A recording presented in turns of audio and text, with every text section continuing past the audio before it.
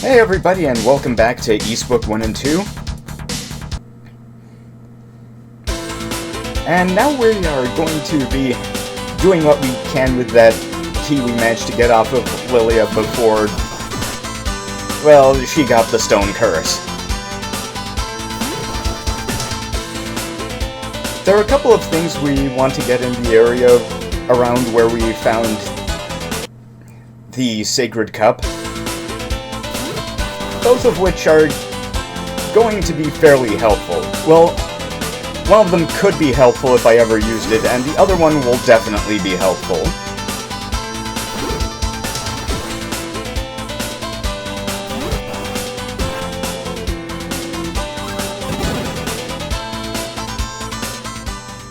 And this is the Time Stop magic. It does exactly what it says it does. You spend some MP to freeze enemies in place for a little while. I don't really use this. It's kind of like the mirror we had in East 1. I've never really felt a need to use it. The combat is simple enough that I don't really need to use Time Stop or whatever to give myself a big advantage. And considering I can regenerate hit points anywhere, it's not like there are super pressing areas to use it. Even if the enemies around here can be really fast.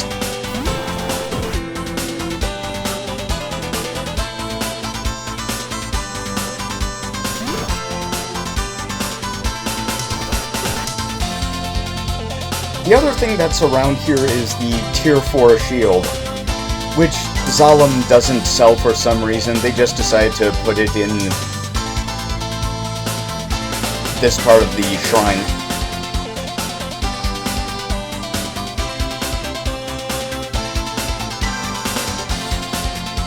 I hope we eventually get around to exploring Zalem a bit more, because there's a line in Ys Origin that certainly raised an eyebrow.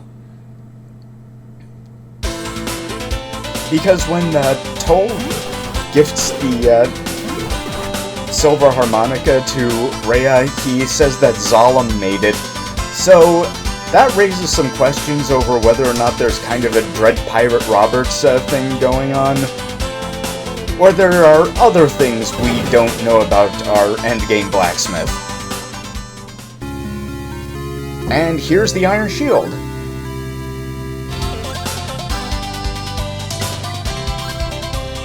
That'll make us take a little less damage, but every hit point helps.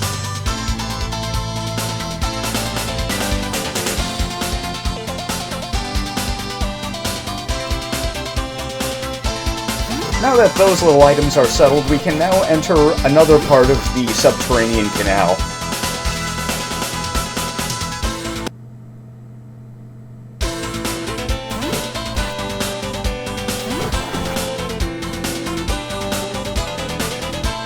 We could also fight a boss right away, but there's something I want in the other part of the canal first.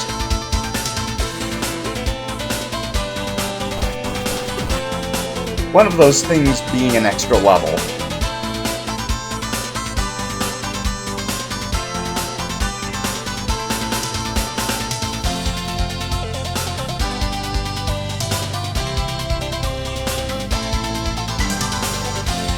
Yeah, stutter stepping. This isn't Lagoon. Though one thing I appreciate about this version over the later versions of East 1 and 2 is that Adol's regeneration kicks in immediately as soon as you stop moving.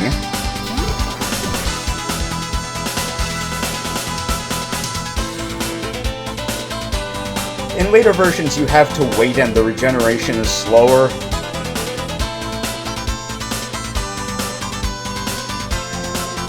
If you're going to give me a standstill regeneration, make it something that isn't painful for the viewers.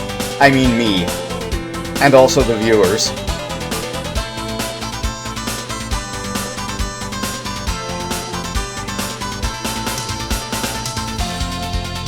Well, at least we won't have to worry about that sort of thing in the next game I'm planning to do for this channel.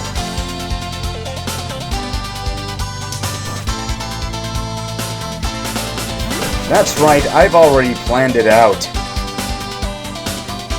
Well, planned out what game I'm going to do.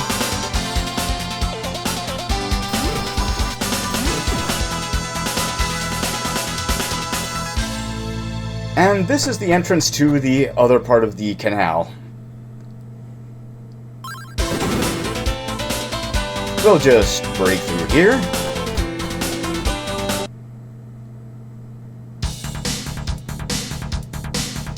Okay, there's only one thing that we need down here, but it's a pretty important thing.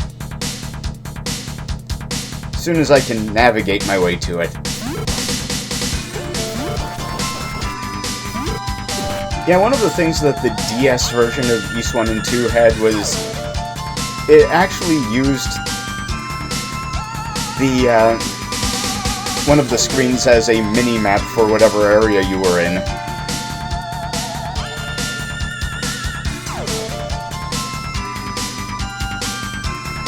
And I think I should talk a little bit about the DS port of Ys 1 and 2. It's based off of Ys 1 and 2 Complete, you know, like Ys 1 and 2 Chronicles and those games. But it added a couple of things. It added a new dungeon to Ys 1, which was built in the crater where Ys used to be. And for one of the control schemes, it added an attack button. Oh, and there's the silver pendant. You see, you had two control schemes. If you used the touchscreen controls, that is, moved at all around with the stylus, you used the normal bump system combat. But if you wanted to use the D-pad, you had to use a scheme that had an attack button, and that could get awkward. We saw in Lagoon what it's like to have a game add an attack button when the game wasn't designed to have one, and that's pretty much how it went with Ys 1 and 2 DS.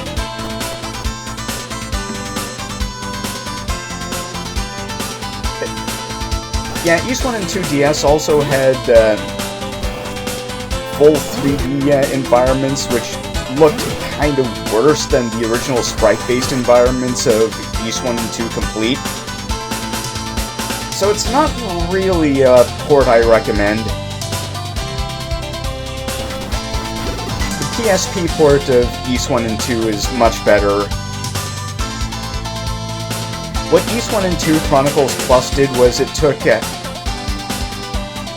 all of the PC stuff from Ys 1 and 2 Complete and then added the extra stuff that was in Ys 1 and 2 Chronicles.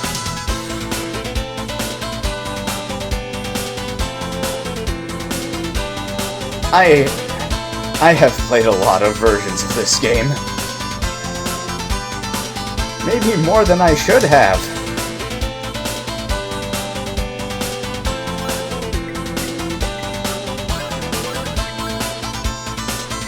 Now let's transform a bit and talk to the guys in here. I mean, talk to the guys in here. Oh, Mr. Drager. So formal. So, we're going to fight Druagar. And we are going to blow him up.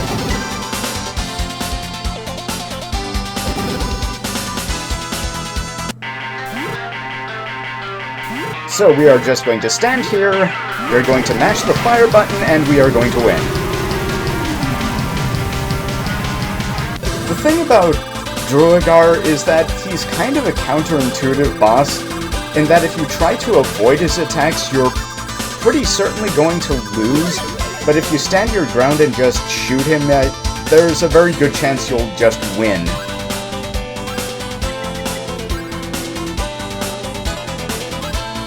The former Mr. Drager. Yeah, the thing is, in later versions, if you talk to that guard after defeating Druagar, he's like, wow, Druagar was defeated. I guess he wasn't so tough after all.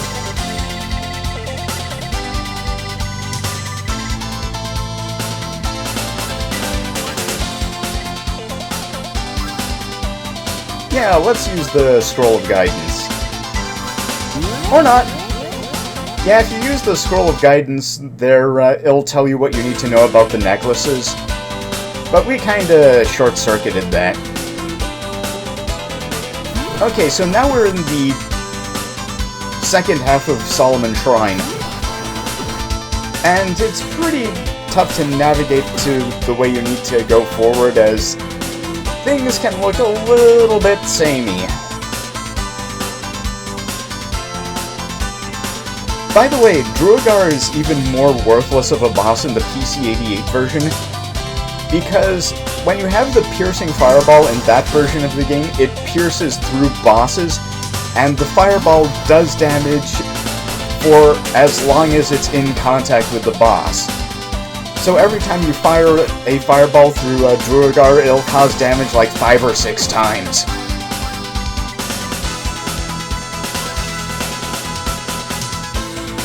Yeah, that's strange.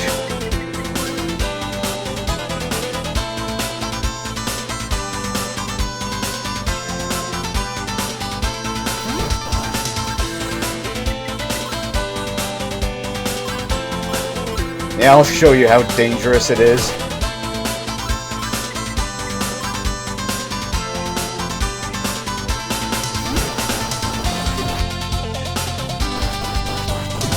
Okay, we're just gonna smash through these guys with the help of our new Iron Shield, find nothing, and then try to move on.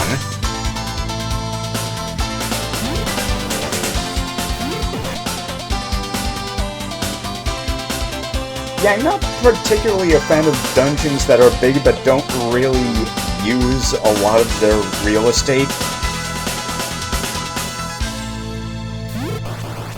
Though this isn't the worst offender. One of the worst offenders would probably be the Super Nintendo version of Philip's Castle in Lagoon.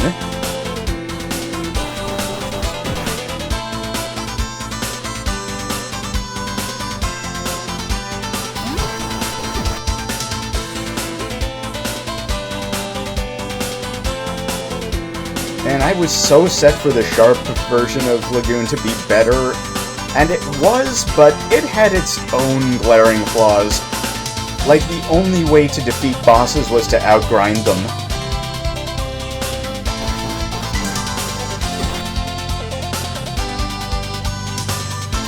In Ys games, that isn't really a thing that happens.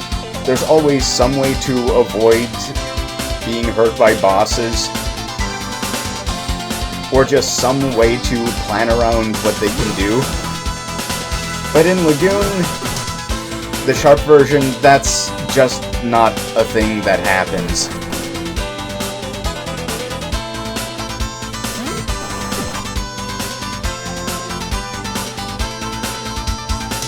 Okay, I think I found the way forward. Yep, definitely found it.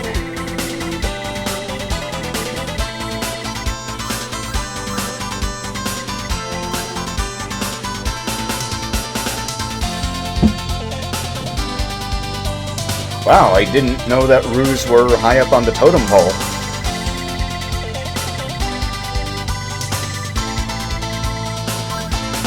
Well, I guess we're just going to have to find this Keith guy. We've been hearing about him for a little bit.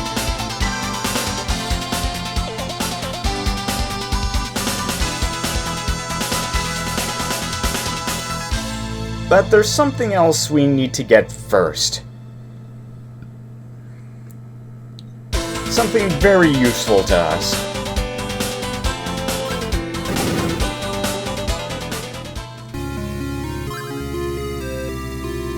And this is the Tier 5 shield.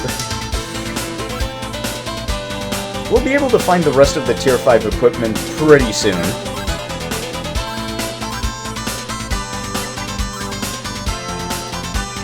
But we're going to heal up a bit first.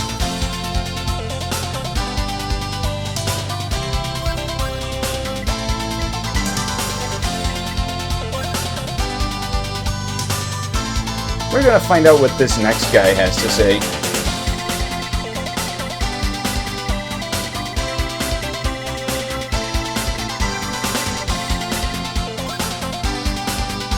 Yeah, well, we're gonna see about that.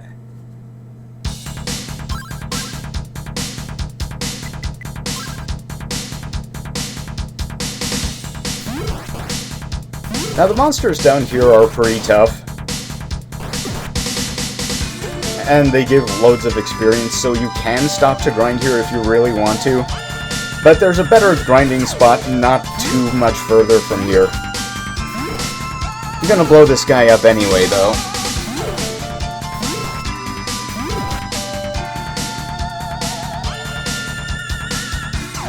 So yeah, this is another segment of the subterranean canal. One of the few sewer areas that I tolerate, and that's because of the soundtrack, generally.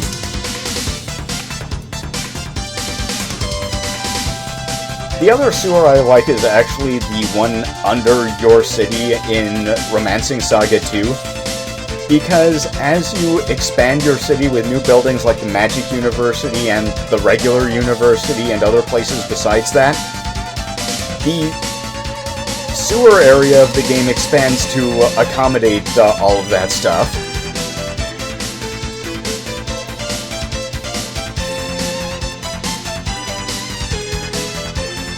I have considered doing a Romancing Saga game, but because of the way that those games are structured, or more to the point, how they're not structured, it's not particularly easy to find a way to go through those games in a way that's satisfying to me as a video maker and possibly to people who are viewers.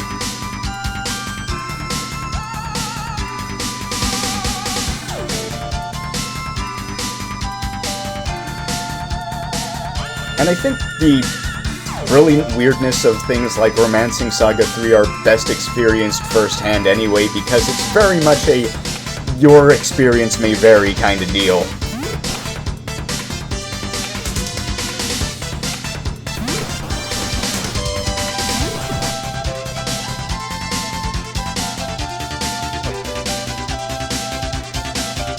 Okay, and we've found our way to Keith.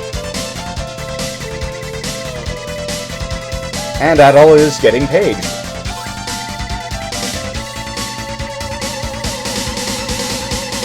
How did Tarf make it all the way here?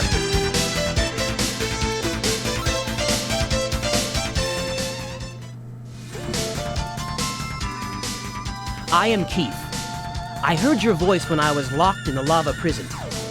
I was spotted by a guard and chased, so I decided the safest thing to do was to hang out here until the coast was clear. If you want to get to the inner courtyard of the palace, then you must go through this water canal. I have the key to the water control room. Close the water gates and dam the canal. Then you can make your way up to the inner courtyard.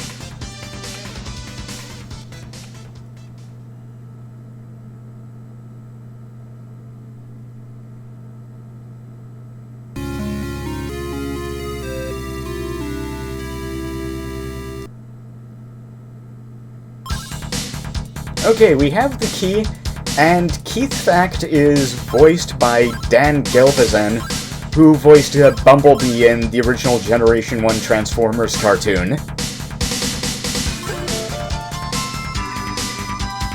So now we are going to use the warp magic for the first time to go back to the runaway hideout, because that's the side of the canal where the water controls are.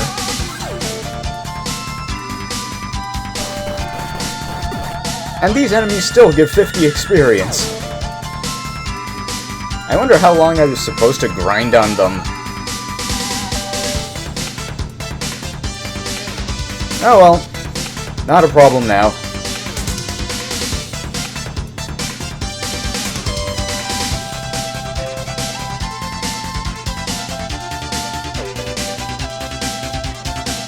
We just have to make our way back to the canal controls. They're pretty close to the entrance to this area.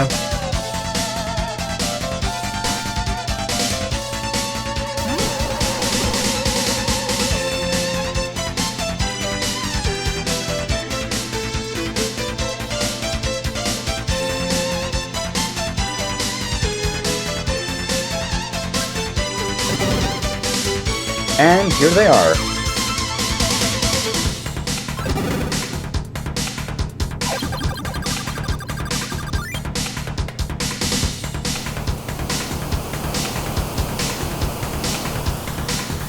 Okay, so now we can completely explore these canal areas because we can get down into the lower levels and traverse the various areas without any trouble.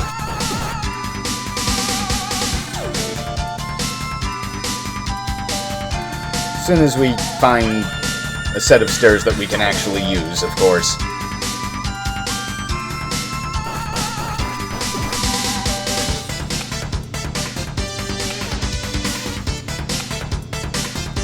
Alright, there are some up here.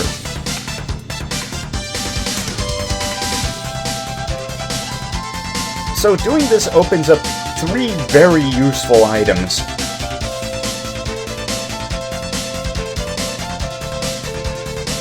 And as soon as I remember where they are, I'm going to grab them.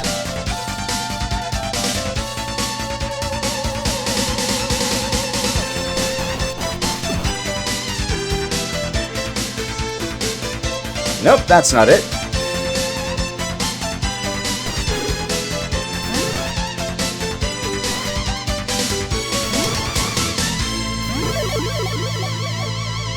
And hey, new level. Could always do with more of those.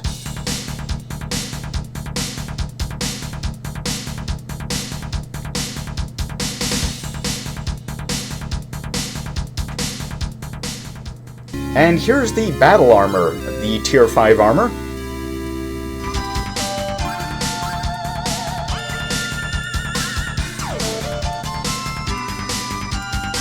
Yeah, the thing is, the battle equipment was actually the most powerful equipment in Ys 3 Wanderers from Ys. But in the remake Oath in Felghana, they added another tier of equipment, the Brave Sword and the Reval Armor and Shield.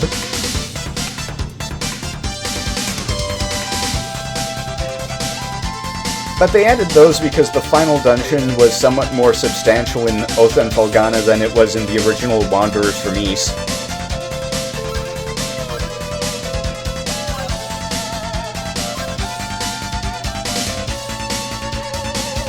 We'll be picking that up on the way out, or as soon as we can, actually. I want what's in that box.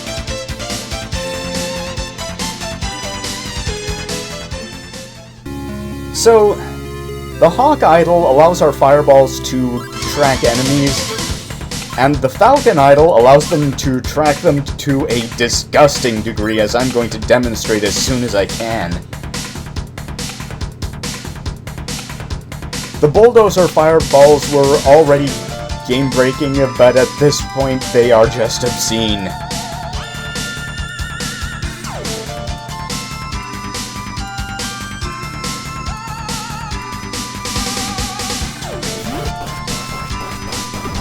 So yeah, that's what the Falcon Idol does.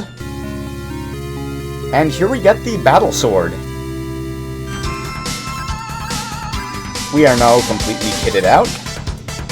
Yeah, one of the things that the Saturn version of Ys 1 and 2 did is that it not only changed Adol's sprite to account for what kind of...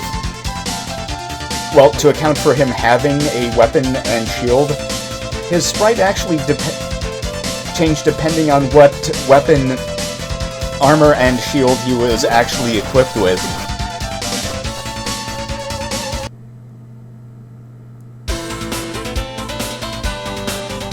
Okay, we are now in the last segment of Solomon Shrine.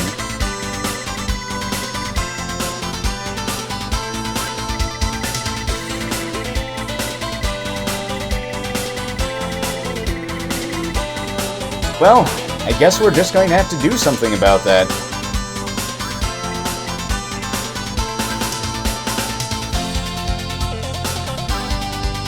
And we're going to cut off for now. I'll be doing the game's last grinding session off-screen.